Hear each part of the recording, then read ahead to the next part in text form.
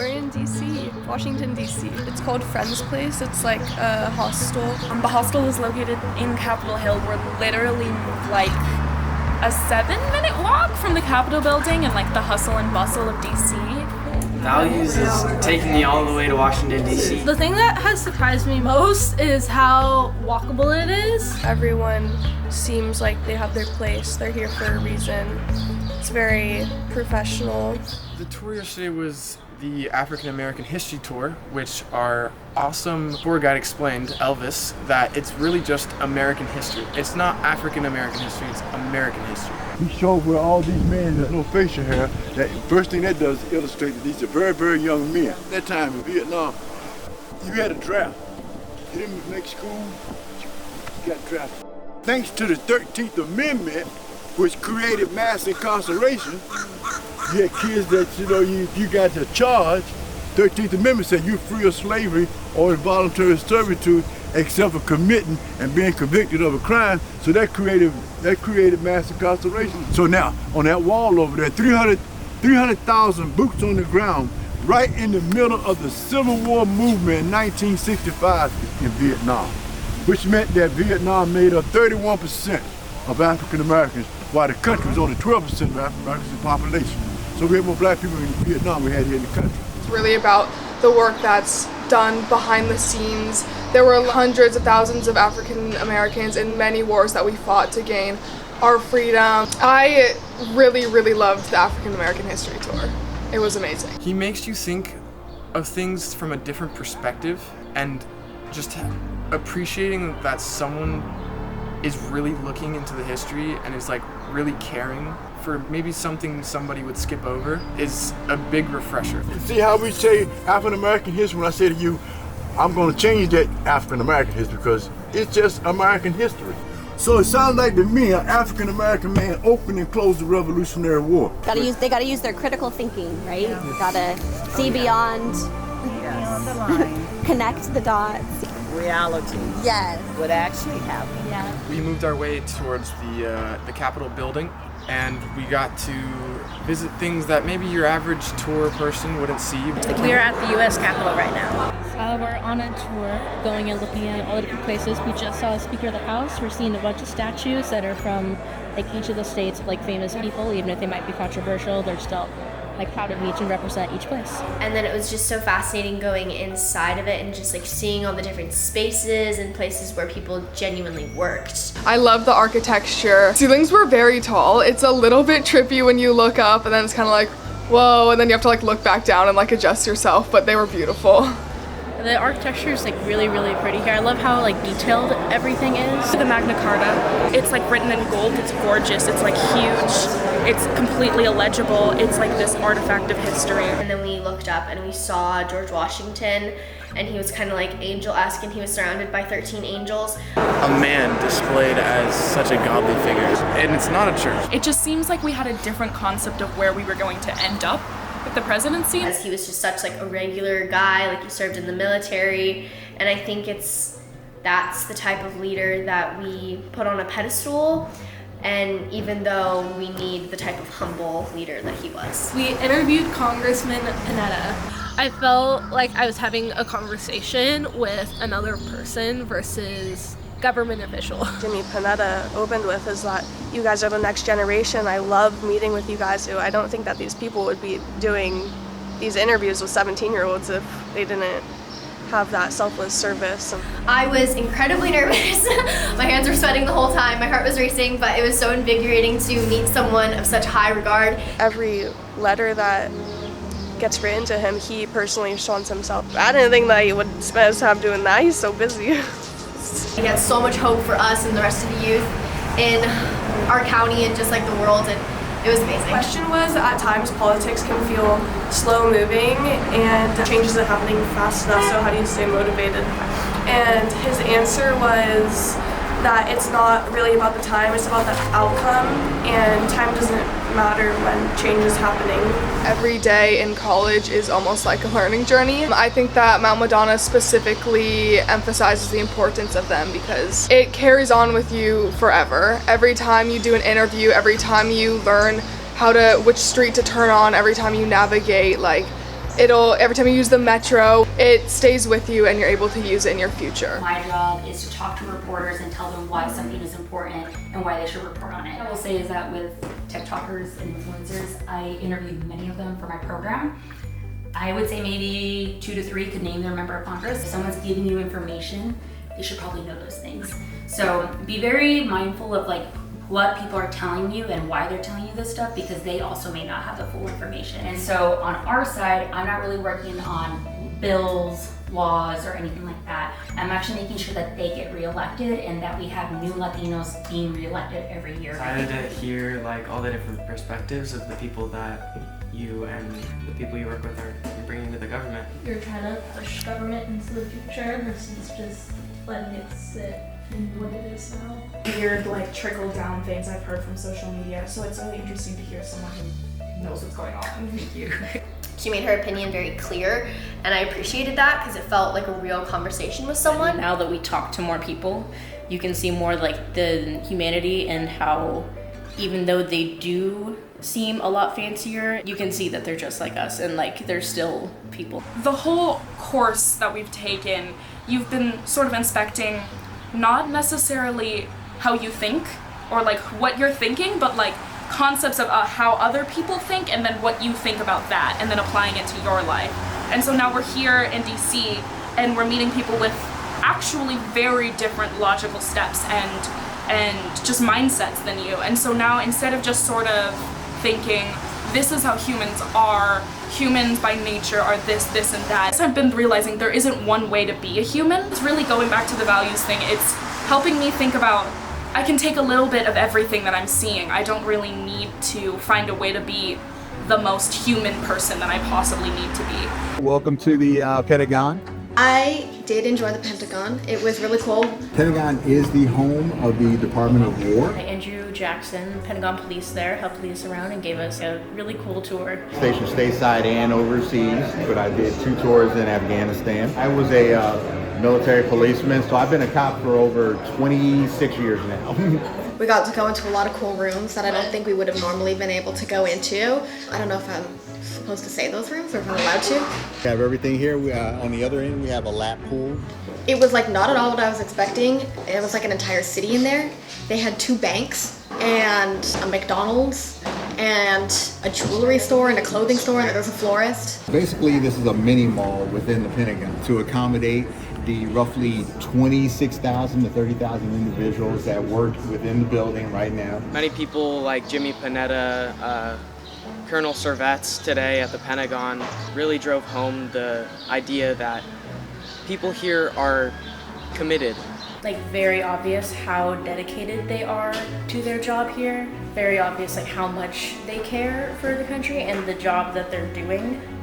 Many of the people we've interviewed have woken up at 4:30 a.m. for the last 15 years of their life. They're doing it purely out of a love for selfless service. A lot of like really nice people, especially when we first got to the Pentagon yesterday. The lady who had Charlie the dog, she was really nice and like talking to us and saying like, why would you be scared? We're just normal people. We're just talking with you. Instead of just stopping and thinking like, how is this affecting me? How am I thinking about this? I'm sort of being able to like reach out to my classmates and thinking like, okay, what do they think about this? How do they feel? 2 of the members who were actively like working in the Pentagon, he said that coming into the Army, he was able to shed his old skin and become a new person, the best version of himself. At the Pentagon, I was really inspired, and it made me really start thinking about my future. Some of my opinions on some things have changed, but it's not on like external things, it's more like internal things. Like maybe I'll get more stability in my life if I give more to other people rather than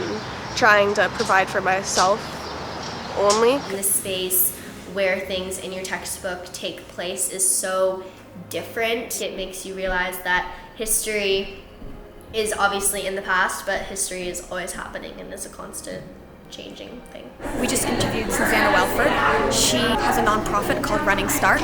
It's supposed to help women get into politics. I think that the reason that Running Start is still around 20 years after I founded it is that I truly deeply believe in our mission. It drives me. You know, it makes sense to me that if you're trying to have a stronger country, if you're trying to make systems better, you need to bring in diversity, which is people who are in different fields than the people already elected, or different ages, or different races, or different genders. We are curious to know what is currently bringing you joy and growth. The thing that gives me joy is everybody is just doubling down. I mean, you know, sometimes with adversity, you see people just say, oh, no, we're going to survive this. We're going to get stronger. And I've seen that with my staff. I've seen that with the other presidents of the groups that I work with. And that makes me so happy. Someone who's hoping to pursue a career in politics or government and policy in general, I've come to see that my motivations are rooted in anger.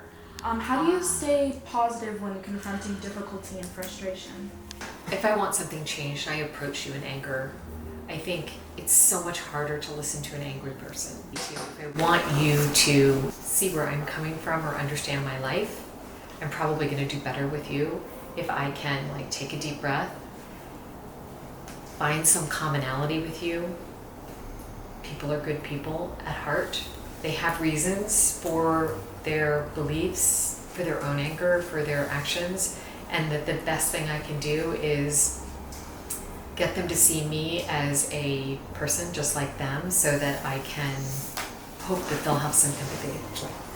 The antidote to the problems that we have right now with partisanship is community. To spend time with the other side to understand where they're coming from. Appreciate it. Thank you. Susanna Welford was extremely well spoken. It was really easy to connect with her. I really liked what Susanna Welford said. In order to move forward, we have to be able to understand each other. Well, I love being here with my class because when we all get together, it's like everyone has their own place in the room. And I think that we feed off of each other very well and we work together very well. I will be the first president. I love my class, always have, always will. They're so easy to be around and be with. We cook, we clean, we laugh. It's very easy.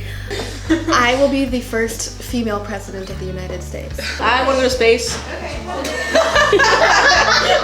I'm walking around this place that I hope to end up, and I'm just feeling so ambitious. I'm biting it off, and I'm hoping I can chew it, because this is really what I want to do, and just being able to see with my eyes how it's all working and how these people are directly affecting the country that we live in. They're taking control of this thing that you kind of view as this far off thing that's in control of your life. It's just so interesting, and it's just been sort of invigorating. We're going to meet Tracy Potts at the Eisenhower Institute. Extremely excited right now because we're standing outside Tracy Potts' office.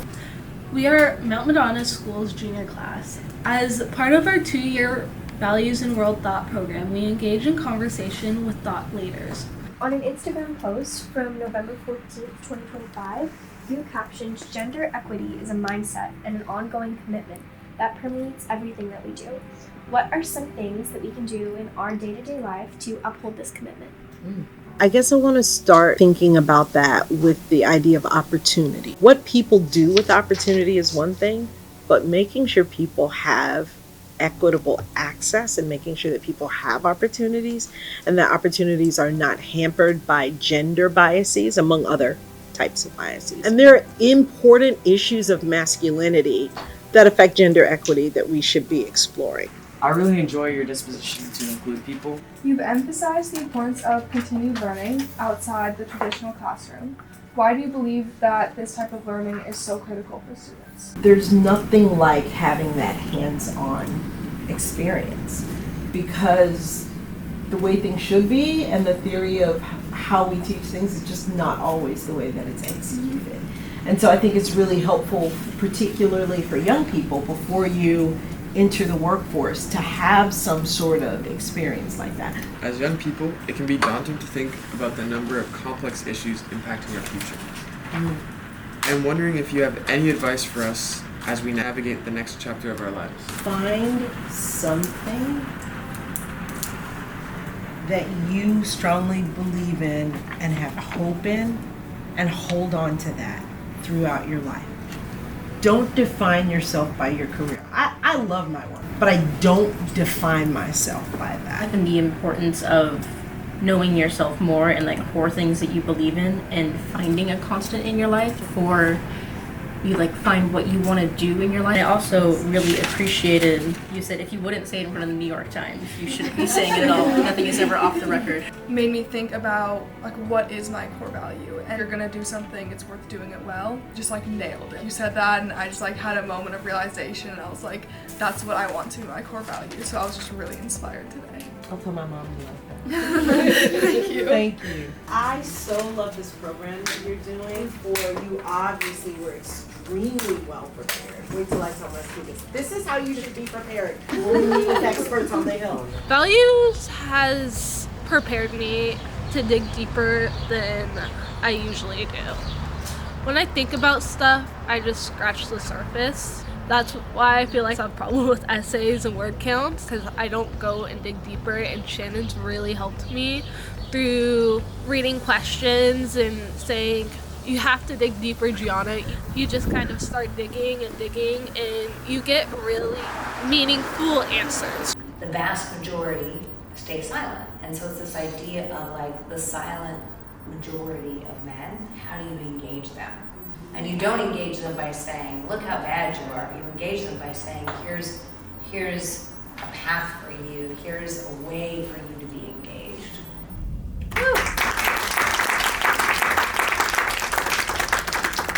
We're at the National Press Club. We just saw the First Lady of Iceland speak. All the effort we just put in to make a question. Wrote a first draft of something I've been thinking about because I knew she was a very political figure, obviously in Iceland, and in the United States sometimes it can be dangerous to be a female popular political figure. So I wanted to ask about a question about that, and I wrote down my question, but Delmy, the mastermind, was sitting next to me, so I handed it to her and I was like, what do you think about this? And she was like, I think it's a good question, but I think, maybe some of it has been answered, or maybe it's not very clear to us. And then we gave up. And then we had a moment of...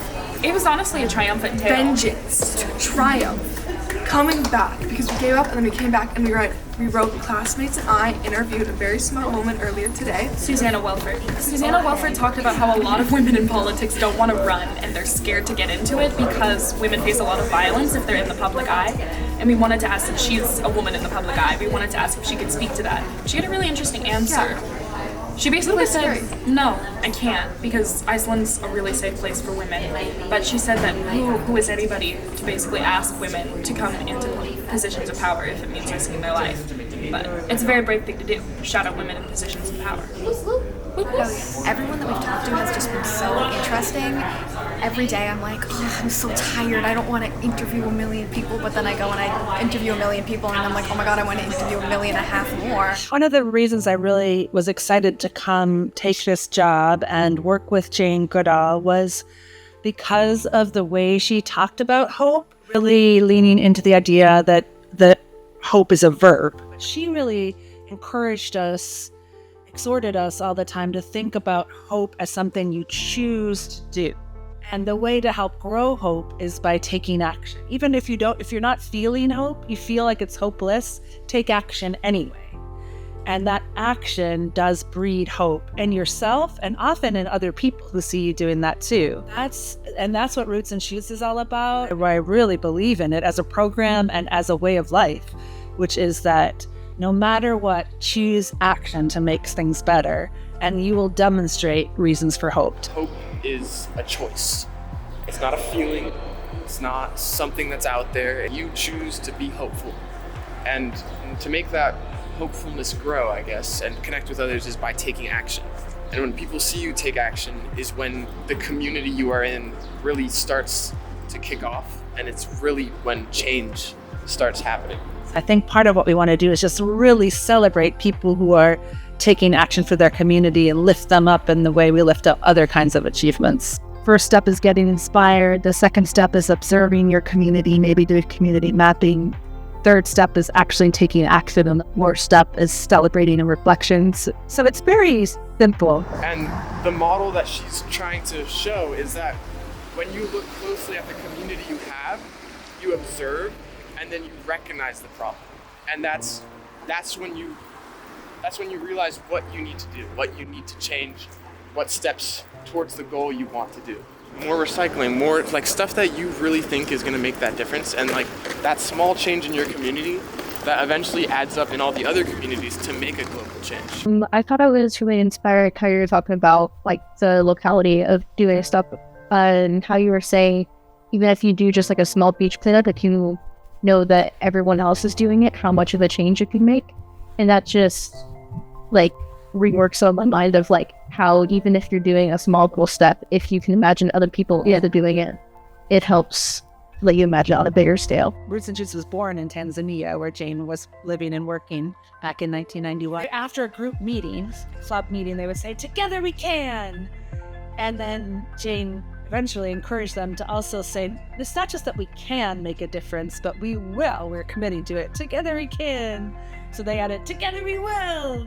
And then eventually she said, we need to make this more emphatic. So also add, "Together we must." Always think, oh, we need to change this about the world. Yeah. And this needs to happen. Like, climate change is such like a big global issue. And it's always, how can we fix that? And it's never, what can I do for like my little area? So it was just an interesting shift of perspective for me. So I think that's the great strength of Roots and Shoots, is that it's designed to be adaptable. It truly is driven from the young people in each of those places. Organizations, I feel like they tell you what to do. Oh, we need to do this and this by this time. This one was more like, our job is not to tell them what to do, but to support them, and they have to figure out what they need to do. It's all about young people finding out for themselves what their community needs and how the needs and the opportunities in their community and the resources in that community overlap with the strengths and interests of the young people themselves. Like they said, they're not empowering people, they make you want to realize that you already have the power. I'd work there if I could. All green, bunch of foliage. I really like this interview. Everyone comes back and they say that it changed my way of thinking and it gave me a new perspective, but I actually do think that's true. And getting advice and inspiration for my life ahead. For me, it's less about who I am right now and more about encouraging me to become one of those people that will strive to help others no matter how difficult it is, and to really hold other people at the core of your thoughts. It was extravagant, and I've genuinely never learned more and retained so much in one day in my entire life, and everything was fascinating and everything was like, what? That's so cool, because it was just brand new information that I've never heard before. A learning journey and a field trip are very different. A field trip is like, you go there, you see something, you absorb, and then you leave. And then a learning journey, you reflect. You have time to think, you have time to prepare, especially with interviews. You're invested, and you really actually do want something back. It's the difference between putting in work and just showing up. I'm a very straightforward thinker, so my thoughts just like kind of scratch the surface, and me thinking deeper into my thoughts and the world is really helping me just be prepared for society and understand others more. But when you're here in this place where real alive men and women are doing these things right now, it's making the history feel more important. It's like touching you now, whereas in history class or more removed, you just don't really think about that kind of thing as important. You just think of it as the past. At the base of it, that's why we have this class, in order to go out into the world for the rest of our lives and know how to conduct ourselves and know how to make the world a better place through connection.